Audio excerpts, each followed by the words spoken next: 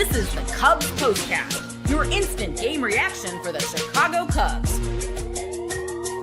Part of the Locked On Podcast Network. Your team every day.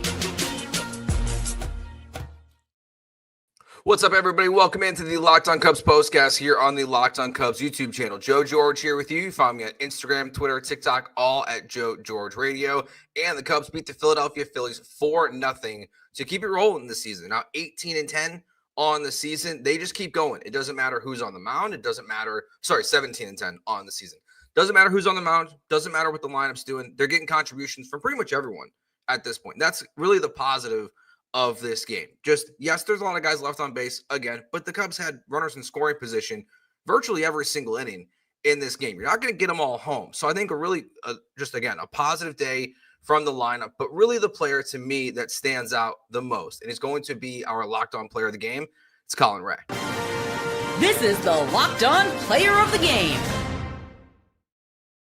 So the Colin Rea to me has been everything you could have dreamed of after the Justin Steele injury.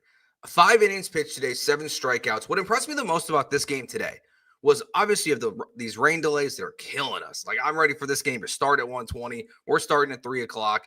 But Colin Rea goes out there, has a really long first inning, throws about 30 pitches, and it's like, okay, how long can he go? We saw what happened the last rain delay, where it kind of shortens your outings a little bit. Now, that one was a little bit different because there was a start and a stop. But Colin Rea gets onto the mound, and he goes out there, struggles to get through the first, has some traffic, but he battles through. And he pitches 5 innings, strikes out 7 guys. When the Justin Steele injury happened, I think everybody felt nervous. Everyone felt like, what are you going to do? Like, how are you going to trade for someone right away? Are you going to go get Sandy Alcantara? Are you going to make a move immediately to respond? Are you going to bring up a young prospect to fill this void in this rotation? And sitting there was the $5 million man himself, Colin Rea. And he's come in and he's done really well for the Cubs. It's his first win of the season against the Philadelphia Phillies in this one. Again, just has been everything you could have asked for so far at this point. And I really, that's to me is why he deserves the player of the game, because it's not just this game. It's just what he's meant so far to the rotation. Will it last forever? I don't know. But he's done a really good job just filling this void of Justin Steele not being there. Look, this is a lineup that, yes, they're struggling right now. You're catching the Philadelphia Phillies at the right time, right?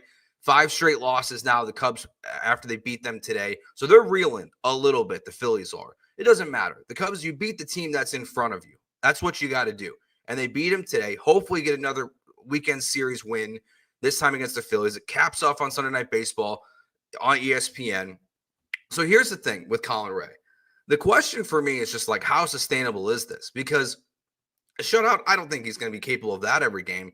But again, what I think has been so positive about him is just the way that he's been battling through anytime he has adversity. Like you see in the first inning, he's got guys on base and he doesn't panic. You see that veteran presence for him. So really cool to see Colin Rea come out there, get his first win of the season, strike out 7 guys. So that to me is why he's the player of the game. And it's obviously not just him. The whole pitching staff, the shutout a team in baseball is not an easy thing to do. Caleb Thielbar comes in, gives up 1 hit, strikes out 1, gets out of his inning.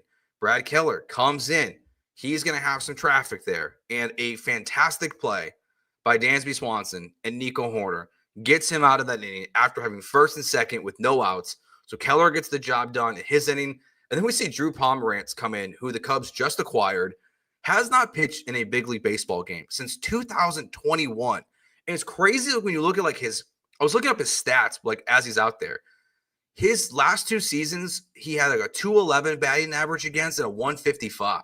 That's 4 years ago at this point, the last time he was on the mound. And to come out there to strike out Bryce Harper, to strike out Kyle Schwarber. And yeah, he faced some traffic himself, but he also got out of the inning. So really cool as well to see Drew Pomeranz come out there and be effective, because if the Cubs can find a steal in him, it doesn't have to be an elite bullpen arm, but if he can come out there and be effective against lefties and not to just have to rely on Thielbar, to add that dynamic to the Cubs bullpen would be really valuable for this team. So another cool thing for the Cubs today. And then we see Daniel Palencia comes in, gets the pitch, gets the 1-2-3 in his inning as well with a strikeout. So the Cubs win this game. They shut out the Philadelphia Phillies. Very good win to continue just rolling through 3 straight wins now. sweeping the Dodgers, winning this game against the Phillies, and now the Cubs just got to keep it going. And we're going to take a lot of questions and comments today. I saw one in here earlier. See if I can find it here from Ryan. Says, Joe got my blue Tucker jersey. They got to sign him now.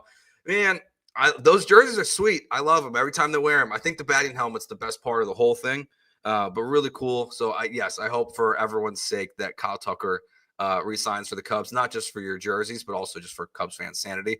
I actually just ordered my own Cubs jersey. I got the blue one as well, but I got a Crow-Armstrong jersey. So I got that on the way to the house, who also had another RBI in this game. It's funny because he's been hitting the ball so well. Every time he lays down a bunt, I'm just like, I get kind of antsy. It worked today. He bunts it right back to the pitcher. The pitcher can't grab it, and Dansby Swanson is safe at home. Crow-Armstrong safe at first base. He then gets the steal, moves to second. I know there's a reason why he does it, because they clearly think he's good at it. But the bat's good enough to me where I don't need Crow-Armstrong. Even on a day when the wind's blowing in like it was, they showed it on the television broadcast that it was blowing in, 40? It made like the left field home run 42 feet harder to get a home run to that side. So I don't need him to bunt, but if he's going to, at least in this situation, it worked out for the Cubs today. So good for Crow-Armstrong there as well. And we saw one of the other, I think the other biggest positive contribution to this game that is important is Jon Berti. Getting 2 hits in this game, driving in a run, getting driven in himself, struck out once there, obviously with runners in scoring position.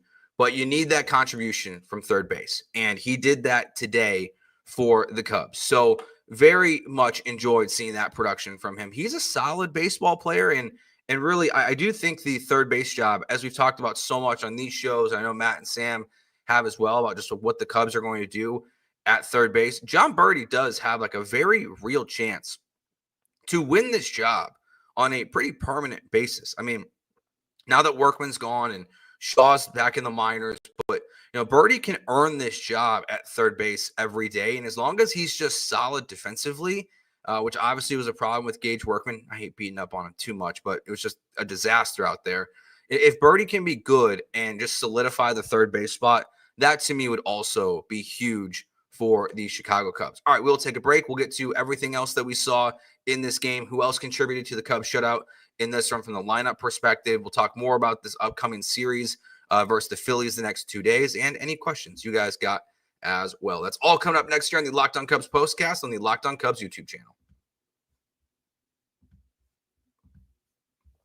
Did you know your Fire TV is also an Xbox? Turn on any TV into your gaming and entertainment hub with Fire TV Stick 4K devices. No console required.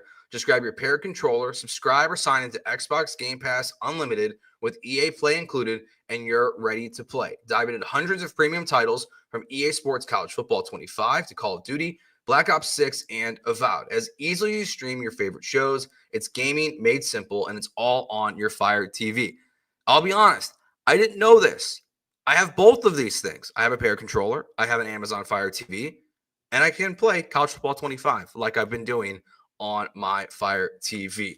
Head to Amazon.com/Fire TV Locked On to get started today. That's Amazon.com/Fire TV Locked On. Xbox Game Pass Ultimate subscription and compatible controller required.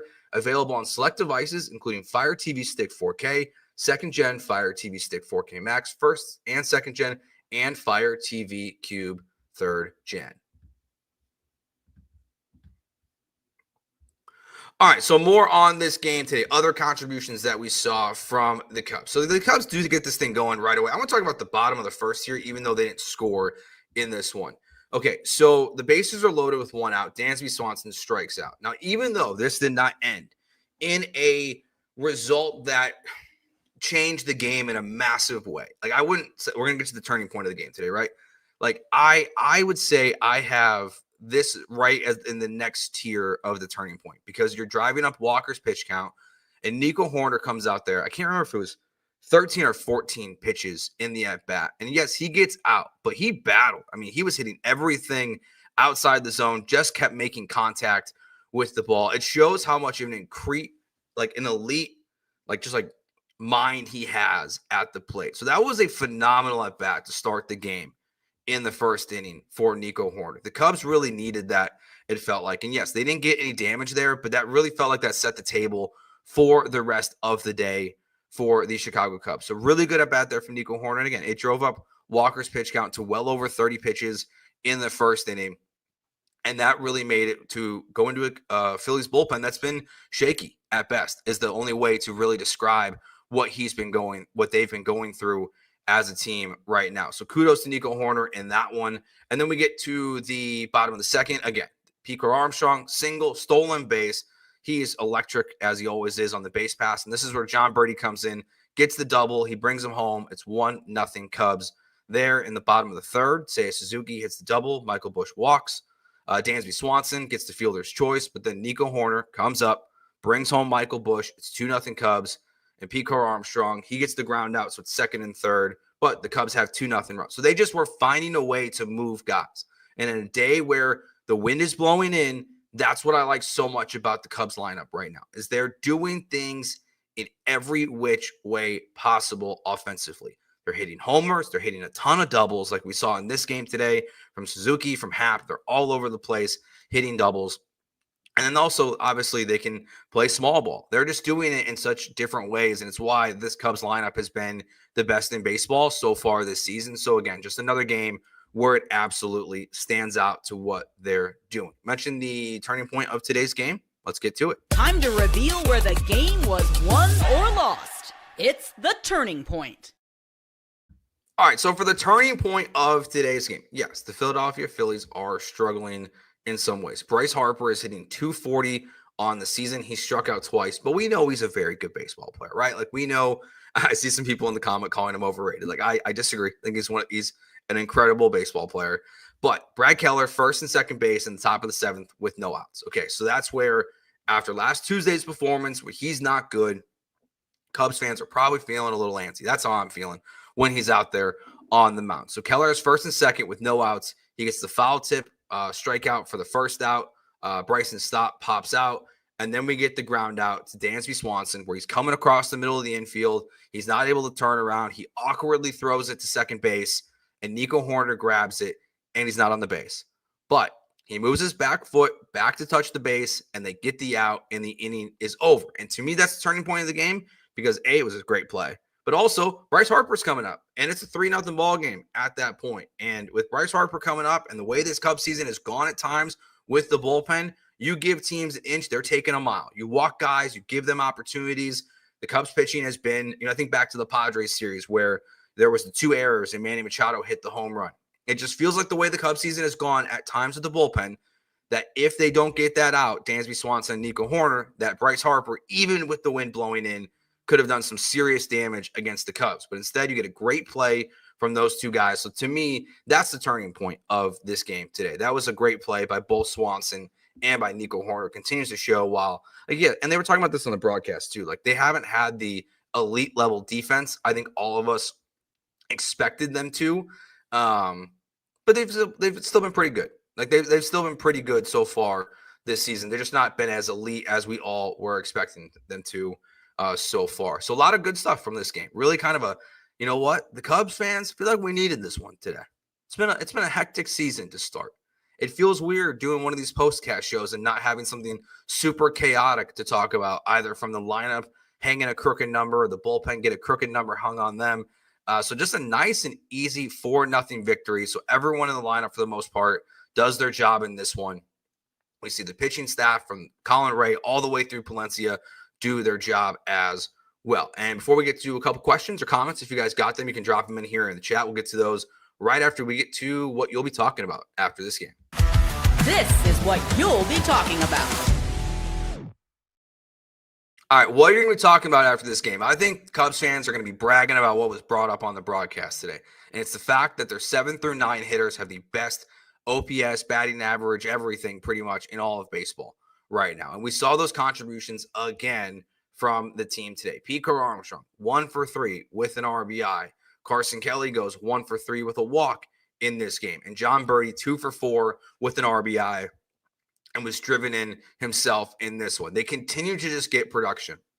Jesse Rogers of ESPN had a really good piece about what the Cubs are getting. Like, yes, it's pointing out the impact that Kyle Tucker has had on this lineup, but it also showed the importance of what 7, 8, and 9 have been for the Cubs. And it is, to me, a very clear differentiator of why they're the best offense in baseball right now, because of what you're getting from those guys. So to have 2 RBIs from your 7, 8, and 9 guys today, multiple contributions from them, it just continues to be very, very impressive. And normally I would say about like those spots in the lineup, that's not going to keep going, right? Like I think all Cubs fans or baseball fans logically would say you don't expect 7, 8, and 9 to constantly be good, but well, with PCA didn't hitting down there, like you do. I mean, it's amazing the stat they showed of players with the highest WAR since August 1st of last year, and he was in the top like 6 or 7 in all of baseball. He's up there with names like Aaron Judge and Ohtani in terms of hitters. I did not realize that it's been that. I mean, it was good, but like that elite since August 1st of last year from Pete Crow-Armstrong. All right. So, a couple other things. If you guys got any questions, you're more than welcome to. Darren said, yeah, Joe, a drama-free W. Yeah, we needed that one. Yes, the Cubs will be on Fox and ESPN on Saturday and Sunday. We know we got a lot going on right now with the NFL draft. Bears should be picking any second here as well. So we got a lot to get to right now for Chicago sports. But it's been a good start to this series. I need another sweep. That would be very nice. Let's see. What does Bay Bears here got? Hey, Joe, any idea when we could see some more minor league bats called up? I don't think we're going to see them anytime soon.